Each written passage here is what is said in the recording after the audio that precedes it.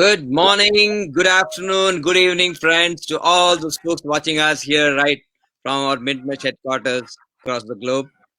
Thank you once again for tuning in. And, we are happy to talk to you again today. I know last week we were streaming our discussions on who we are. Just a brief, introduction once again to refresh your memory. My name is Sunil Chatavitil. I am the CEO of MintMesh, and with me is Ajay, who is our Chief Technology Officer, and he's going to be talking to you about AI and how we are using AI to, help develop, value for our end customers. And of course, we have Anish Verma, who heads our chief of our sales and marketing globally, and he will talk to you about things how AI is helping his customers. Uh, well, with this, small introduction, let me hand it back to Ajay, and he can talk about AI. Okay. Uh, Again, friends who are watching, thanks for watching it again. Let me quickly introduce myself. Ajay, I manage product for MinMesh. I'm based in Bangalore. I have Anish also with me. Anish, if you want to go ahead, and then I can quickly start on discussing about AI. Yeah, let's do it. Yeah, sounds Perfect. Okay. Thanks, Ajay. Thanks, Ajay. So, hey guys, Anish here, based out of Detroit, Michigan, with Sunil, and we are so excited to be live with you. Once we talk about AI, we would want to quickly cover, how COVID is impacting companies like ourselves, startups, bootstrapped, and how we are finding opportunities in this situation. So, back to you, Ajay. All right. So, artificial intelligence, if you really look at how do we call a person intelligent, right? And that's the definition that I started off with when I started reading about artificial intelligence, and right. Essentially, the way I define artificial intelligence, for that matter, any intelligent person is somebody who's having knowledge about a particular subject and who applies that knowledge in their area for doing certain operations or getting some results and things like that, right? That's what we call a human being to be intelligent. Similarly, if you translate that in the new world of artificial intelligence, that's the same thing, where there is knowledge imparted to the system, and you apply that knowledge to solve certain problems, right? It can be a problem that is related to a consumer, or it can be a problem that is related to an enterprise, right? And MinMesh is exactly doing this thing, right? And the stream in which MinMesh is doing or applying artificial intelligence, and if you really break it down into different blocks within artificial intelligence, robotic process or robotic management is one, natural language understanding is one, natural language processing is one, image understanding is one. There are several streams of AI which has come up, and I think each of these streams adds particular value into our day-to-day life. For example, a lot of AI's implementation in the medical area, right? In the healthcare system, in the healthcare sector, there is a lot of application of AI which has transformed a healthcare system in a big way. Similarly, artificial intelligence, if you really look at it, it is getting slowly and definitely for sure it is getting into our day-to-day lives, right? Alexa is a good example of how AI is being used for speech recognition. That's again called as an AI, which everybody is aware of. Similarly, Mr. Musk is inventing a lot of things around automated cars and things like that, which is also AI. Okay. And in that whole world, what we at MinMesh is trying to specialize in a particular stream of artificial intelligence called natural language processing, right? Where we are able to understand natural language, which is written in English for sure at this point of time, and then derive certain inferences from it, which can help professionals in their day-to-day operations. Okay. So, and we have manifested this capability in the form of a digital assistant at MinMesh, which we're calling as Rudy, right? Rudy is basically a professional digital assistant where we are equipping Rudy with multiple skills to help different types of professionals. And one such thing is which is dear and near to us, which we spoke about in the last week, which is in the engineering area, which we believe is very, very niche. And then we already have a product which is generally available in the market in the recruitment area. Okay, so that's how I would define AI, in an overall scheme of things, and how MinMesh is using AI to pick its niche in the market. Okay. Now, Anish, do you want to add anything to that, or that for that matter, Sunil?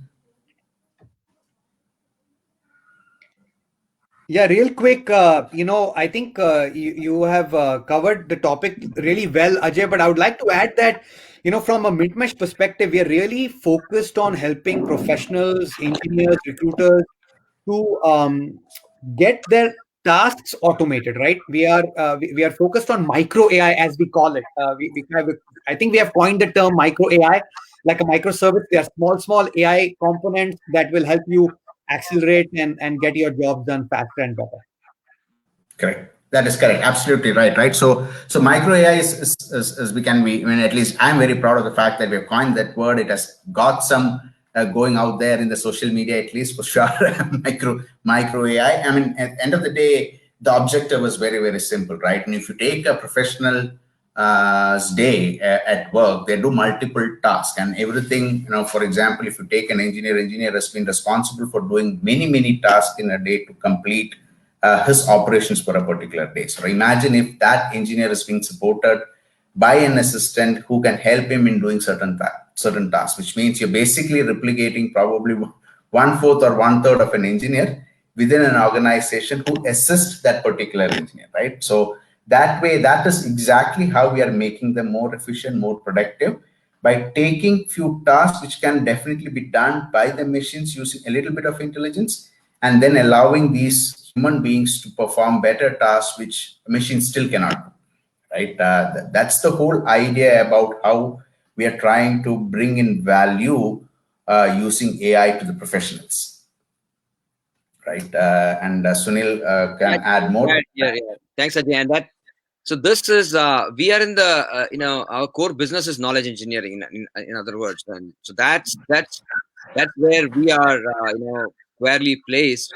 We want this to be useful to professionals, of course, but we also want this knowledge engineer to become even more knowledgeable as the time goes on. So we have built in some robust machine learning processes into this, along with the natural language processing.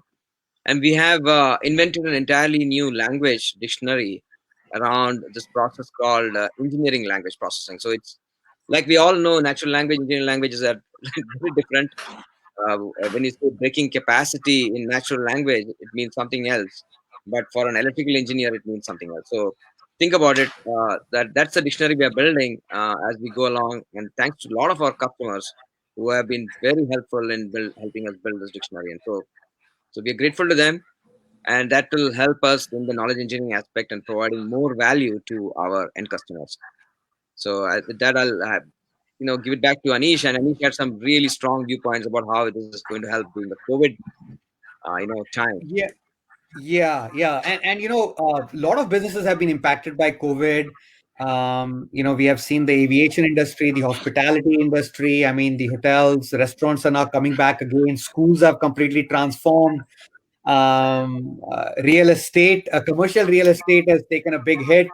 So there are a lot of permanent impact from a COVID perspective. There are some businesses that will never come back, but there are some businesses who are accelerating like never before. Look at Zoom, look at StreamYard. All these technologies have become multi-billion-dollar companies. I have a friend who's running a startup in Amsterdam, and his business picked up like crazy because of COVID. So he's in the logistical business, and he's doing some AI work in trucking logistical algorithms, right? So his business has picked up as well, because there's so much transportation happening now with trucks also. But the point is, it really depends on how you look at the situation. It could be doom and gloom. Oh my goodness, we are done. Life is never going to be the same again. We have lost our freedom. Or you can say, look, this is an amazing opportunity for us to hit the reset button and change the way we are going to react and act and move forward. right? And at Mintmesh, that is what we have decided to do, to take a look at this as an opportunity.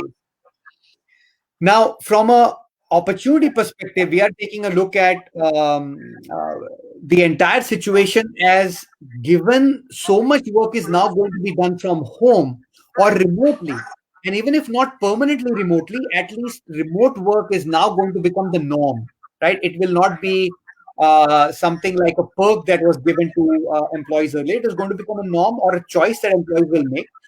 Now, what that brings is a dynamic where companies or employees will have to work both in a physical environment and a virtual environment, which means that they will need more tools to be more efficient, to be more connected with their team members. And I think that is where automation will become even more critical.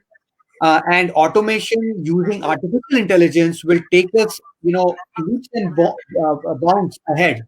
And I think that is where we see ourselves, especially from a knowledge engineering business perspective, right?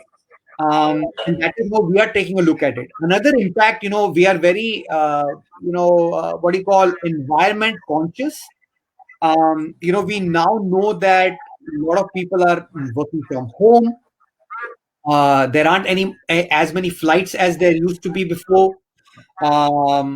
A lot of restaurants are not working, or are not open, and there are a lot of businesses that are closed. Now that has had a positive impact on our climate, right? Our carbon footprint hopefully is reducing, and a lot of companies, because they will not have commercial real estate, they will start thinking of how they can leverage the situation to earn carbon footprint credits and then sell those to other companies as well, like Tesla sells it to the other automotive giants, right? So that is going to be a big impact as well. Now, Sunil and I had done a conference in June for some university in India, uh, talking about the impact in small and medium businesses. And I think, Sunil, maybe you want to add a little bit about you being bootstrapped and what are the benefits around it, right? How we are reshaping our product development. And maybe, you and Ajay can talk a little bit about that as well. Yeah, thanks, Anish. And as an aside, it's a funny story. I was talking to the HR manager of a large tier one supplier to General Motors last week out here in Michigan, and going back to what Anish said, right, working from home is no longer a perk. I think what he told was very interesting. He said, now working from a physical location outside your home is going to be a perk. So that's fascinating to hear, because now there are people who really want to seek out a workspace away from home, to not be distracted, or maybe even stay away from home, whatever. And so that's going to be a perk, and we'll see how it goes. But anyway, coming back to how we started off, initially with, of course, the whole operation was bootstrapped, and thanks to our customers who are now with their, substantial business coming our way, we are able to manage our entire operations. But what we did is, we want to walk the talk, right? We, like, everybody's working remote. We are 100% remote. Everybody works from their home, and even our ad copy, even our videos, we insist that the voice behind the video has to be an AI assistant. You will not see any human actually talking on any of our videos other than us on these streams. So that's something that we, as much as possible, will attempt to walk the talk. We have distributed teams across the globe, and so we have engineering teams spread across India and the US, and then we're doing pretty okay with that. And so we kind of have mastered this remote working in a way, and we're going with that. And I'll leave it to Ajay to describe anything else you want to talk about before we Of conclude. course, absolutely right. The biggest, see, at least in India, where we had a lot of, I would say, employees working with us who are migrant, right? We have a base in Bangalore, and which is a place in Karnataka in India, and we have at least, I would say, 80% of our community, of our employees where I would call as migrants, right? Now they have moved into Bangalore from different states of India. Now, due to COVID, many of them have moved back. And I would look at this in a very positive way, and it has actually been very positive for us, because now I could see that people are more happy, and being happy, and especially in an innovative company like us, makes them more creative, right? Makes them more productive, and beyond that, I think they are able to make very good decisions on their own, right? Because they are, they are, they don't need to be persuaded to work. They don't need to be. They're self-responsible. A lot of such, I would say, behavioral changes happened because of COVID. Because I think fundamentally they are all happy being with their parents, probably being in their native places. Probably they are able to do certain things which they want to do. Probably meet their school friends. So a lot of such things are positive for us from a COVID situation, right? And to us, I think from a product development, application development team, it has been extremely productive because of this phenomenon of working from home. Not just, it's not because they could work from home in Bangalore also, but I think the difference here is that they are more happy because they are closer to their roots. Okay, so that's a big change as far as we are concerned, post COVID and during COVID times, and I would really appreciate this change, because no, now we're not working, and not, it's the thought leadership is not with just one or two people. Everybody is thinking about what to do from a product standpoint, right? There is very healthy discussion among the team members. There are debates about it, which fundamentally never used to happen, because people were a little, I mean, you know how it is in Bangalore, right? The traffic is not easy. It's very tough, and that's all changed. Everybody is fresh and clear in their mind when they get into the meetings today, right? Like the carbon footprint, probably one of Probably the the most reasons, Anish, right? There is absolutely zero pollution now, right? The pollution has come down. They're all living in a place which is green, hygiene, good food, not food from outside. All those positive things which just happened during these days, right? So as a CTO of the company, probably managing a team of developers, I'm very happy for not just being at home, but being happy about being at home, right? So that's a big change, which has happened. Probably, I hope that continues, and we would probably. I'm really thinking about, okay, meeting the team only for an outing right now, and everything else can be worked remote. If you want to meet in person, talk and greet, and have a dinner together, yes, then we meet. We meet to discuss about work, right? And I think all the other nuances that comes working together is also kind of gone down, right? Politics and all this stuff.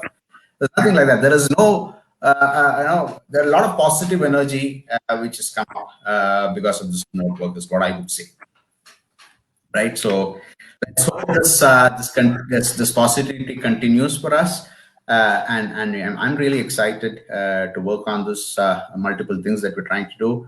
No, the area which Sunil mentioned, knowledge engineering and engineering processing, which processing, they're all extremely interesting stuff.